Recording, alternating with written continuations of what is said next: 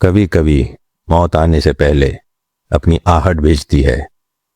कहीं एक चेतावनी, कहीं एक आवाज और कभी एक लाल बत्ती जो बुझती नहीं। आज की कहानी एक ऐसे आदमी की है जो जिंदगी भर उस लाल बत्ती के नीचे खड़ा रहा और मौत को आते हुए देखता रहा, बार बार। चार्ल्स डिकेंस की क्लासिक हॉरर कहानी द सिग्नल मैन। सुनिए और महसूस कीजिए उस ठंडी सुनसान घाटी की खामोशी, जहां हर बार जब वो रोशनी टिमटिमाती, किसी की आखिरी सांसें चलती। हेलो, नीचे कोई है? मैंने आवाज दी।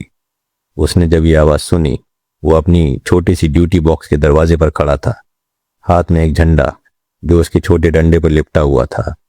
जगह ऐसी थी कि उसे समझ आ जाना चाहिए था कि आवाज ऊपर से आई है, लेकिन उसने सिर ऊपर उठाने की बजाय लाइन की दिशा में नीचे देखा, जैसे कोई वहां हो।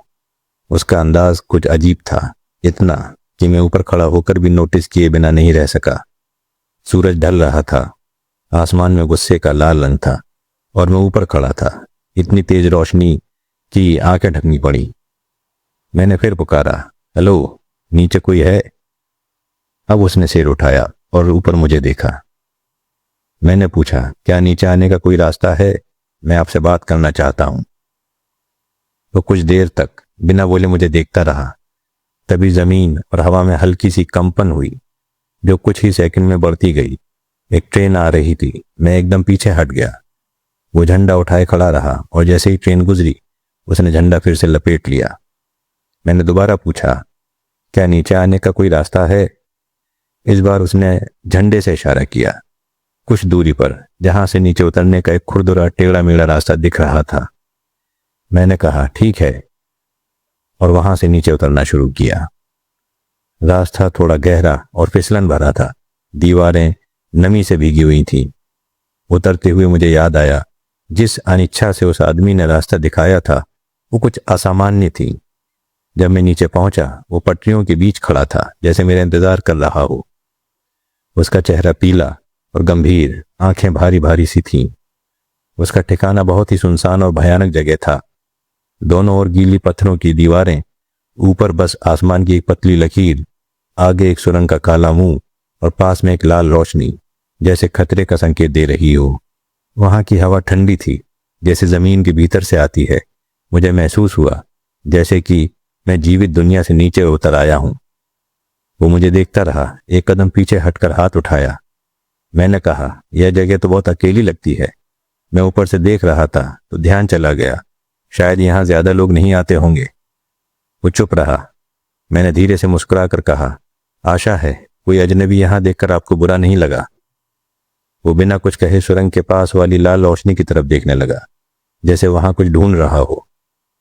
फिर उसने धीमी आवाज में कहा, क्या आपको नहीं पता, यह रोशनी मेरी जिम्मेदारी में है। उसका चेहरा गंभीर था कि एक पल को मुझे लगा, क्या यह इंसान है भी या कोई आत्मा। मैं हल्का पीछे हटा, तभी देखा उसकी आंखों में मुझसे डर का भाव था। मैंने कहा, आप मुझे ऐसे क्यों देख रहे हो, जैसे मुझसे डरते हो? वो बोला, मुझे लगा मैंने आपको पहले भी देखा है। मैंने पूछा, कहाँ? उसने इशारा किया उस लाल रोशनी की ओर। वहां? मैंने पूछा। उसने धीरे से सर हिलाया, हाँ। मैं हंस पड़ा, भाई, मैं वहां कभी नहीं आया।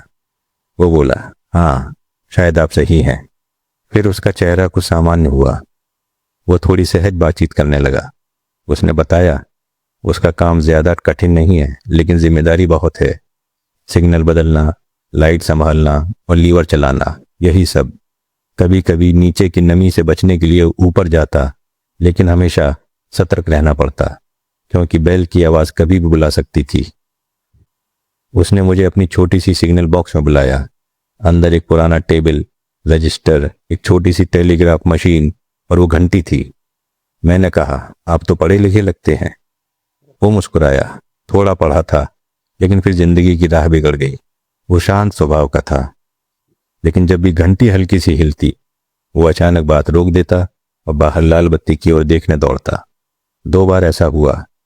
घंटी नहीं बजी थी, लेकिन उसने ऐसे देखा जैसे कोई आवाज सुन ली हो। जब मैं जाने लगा, मैंने कहा, आप तो बड़े शांत और संतुष्ट आदमी लगते हैं। वो धीमी आवाज में बोला, पहले था, अब नहीं साहब, अब परेशान हूं। मैंने पूछा, क्यों, क्या हुआ? वो झिझक गया।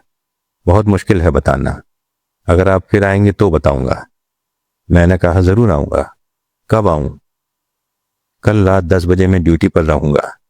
मैंने कहा, ठीक है, मैं 11 बजे आऊंगा। वो बोला, ठीक है, लेकिन जब आप ऊपर रास्ते पर पहुंचे तो आवाज मत लगाइएगा। मैंने कहा, ठीक है।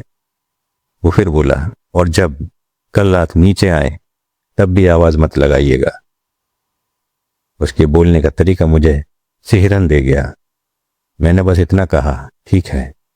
फिर वो रुका और पूछा, एक बात बताइए, आपने ऊपर से मुझे देखकर वो शब्द क्यों बोले, हेलो, नीचे कोई है?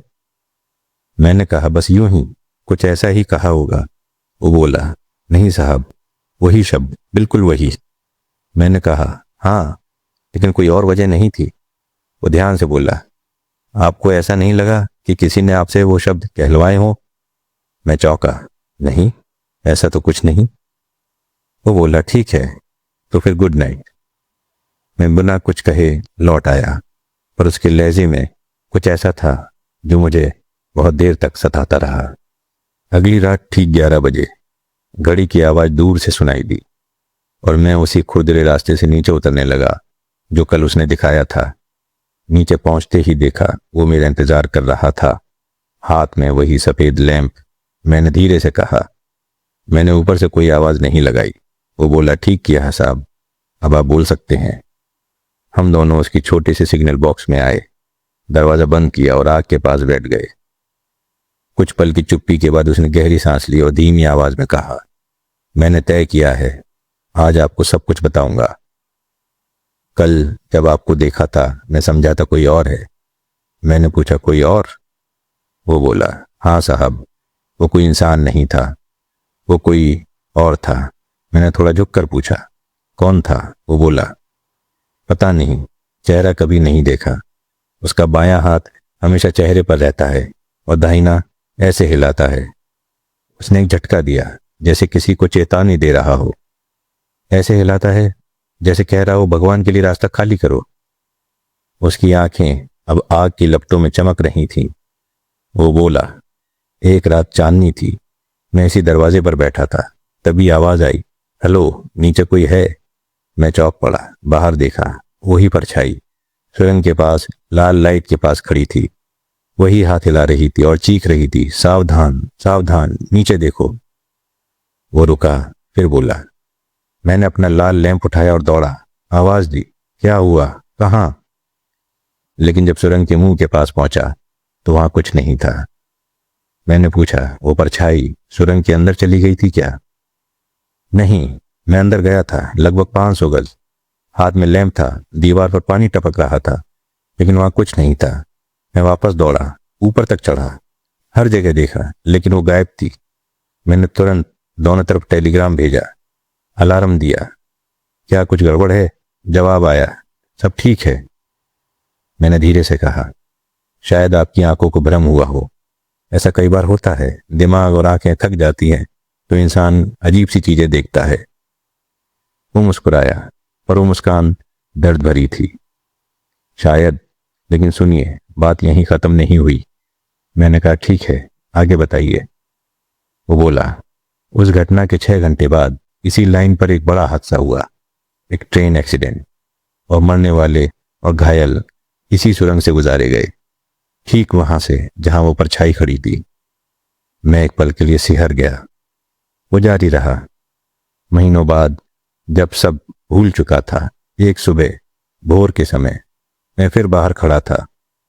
तभी फिर वही साया, वही रेड लाइट के पास, इस बार चुप, दोनों हाथ चेहरे पर रखे जैसे शोक मना रहा हो। वो थोड़ा रुका और फिर बोला। मैं अंदर चला आया, दिल घबराने लगा। जब दोबारा बाहर देखा, सुबह हो चुकी थी और वो गायब था। मैंने पूछा, और इस बार कुछ हुआ? वो बोला, हाँ साहब, उसी दिन एक ट्रेन इस सुरंग से निकली। एक डिब्बे की खिड़की पर कुछ गड़बड़ी दिखी। मैंने झट से स्टॉप का सिग्नल दिया, लेकिन ट्रेन थोड़ी आगे निकल गई। मैं दौड़ा और जैसे ही पहुंचा, अंदर से चीखें आ रही थीं। एक जवान औरत मर चुकी थी। उसे यहीं इसी फर्श पर इसी जगह लिटाया गया था। उसकी आवाज कांप रही थी। मैंने अनजाने में कुर्सी पीछे खिसका ली। उस जगह को देखा जहां वो इशारा कर रहा था। सच है साहब, उसने कहा, जैसा हुआ वैसा ही बता रहा हूं। बाहर की हवा और तारों की कंपन अब किसी शौक की तरह गूंज रही थीं। वो आगे बोला, और अब फिर से वो लौट आया है। पिछले हफ्ते से बार बार दिख रहा है। मैंने धीरे से पूछा, कहाँ? वहीं, डेंजर लाइट के पास। मैंने पूछा, वो क्या करता है? तो वो कांपती आवाज में बोला, फिर वही वही हाथ का इशारा, भगवान के लिए रास्ता खाली करो। और फिर घंटी घंटी बजती है। मैंने झट से कहा, कल रात जब मैं यहां था क्या तब भी घंटी बजी थी? हाँ, 2 बार। मैंने बोला, पर मैंने तो घंटी नहीं सुनी। आप सुन नहीं सकते साहब, वो बोला। वो घंटी किसी तार से नहीं बजती। उसमें बस एक अजीब सी कंपन होती है जिसे बस मैं महसूस कर सकता हूं। मैंने पूछा, और जब आपने बाहर देखा तब क्या वो वहां पर था? हाँ, दोनों बार। मैंने कहा, अब चलिए साथ चलते हैं, बाहर देखते हैं अभी भी क्या वो वहां है। पहले वो हिचकिचाया, लेकिन फिर तैयार हो गया। हम दोनों बाहर निकले। सामने वही लाल डेंजर लाइट, वही अंधेरी सुरंग, वही गीली दीवारें और ऊपर तारें। थोड़ी आगे तक चलकर हम दोनों ने देखा। मैंने उससे पूछा कि क्या वो आज भी वहां पर दिखाई दे रहा है? वो बोला, नहीं, आज नहीं है। हम दोनों वापस लौट आए। मैं सोच रहा था कि उसे कैसे समझाऊं। तभी उसने फिर कहा, अब आप समझ सकते हैं साहब, मेरा सबसे बड़ा डर क्या है? वो मुझे बार बार चेतावनी देता है, लेकिन किस चीज की? उसने माथे से पसीना पोंछा और बोला, अगर मैं दोनों तरफ डेंजर का सिग्नल भेज दूं बिना कारण तो सब मुझे पागल कहेंगे, लेकिन अगर मैं ना भेजूं और हादसा हो जाए तो मैं अपने आप को कभी माफ नहीं कर पाऊंगा। उसकी आंखों में थकान नहीं थी, डर था। एक ईमानदार आदमी जो कुछ देख रहा है पर किसी को समझा नहीं सकता। उस रात के बाद मैं देर तक सो नहीं सका। उसकी बातें मेरे कानों में गूंजती रहीं। वो मुझे बुलाता है, लेकिन किस बात की चेतावनी दे रहा है? मैं सोचता रहा, क्या ये आदमी भ्रम में है या सच में कुछ ऐसा देख रहा है जिसे हम समझ नहीं सकते। मैंने ठान लिया, अगली शाम फिर जाऊंगा। इस बार उसे डॉक्टर के पास ले जाने की बात करूंगा। अगली शाम मौसम सुहावना था, सूरज अभी डूबा नहीं था। मैं उसी पगडंडी पर पहुंचा जो उस गहरी घाटी के ऊपर जाती थी। सोचा थोड़ा टहल लूं, फिर ठीक समय पर उसके पास जाऊंगा। मैं उस जगह पहुंचा जहां से मैंने उसे पहली बार देखा था, और जैसे ही नीचे झांका मेरा दिल सन्न रह गया। सुरंग के मुंह के पास वही परछाई, बायां हाथ चेहरे पर, दायां हाथ जोर से हिलाता हुआ, रास्ता खाली करो। एक पल के लिए तो लगा वो वही साया है, वही भूत जो उसे सताता है। पर अगले ही पल मैंने देखा वो तो एक आदमी था। हकीकत में उसके पीछे कुछ और लोग भी खड़े थे। मैं नीचे उतरने लगा। दिल में अजीब सी घबराहट थी।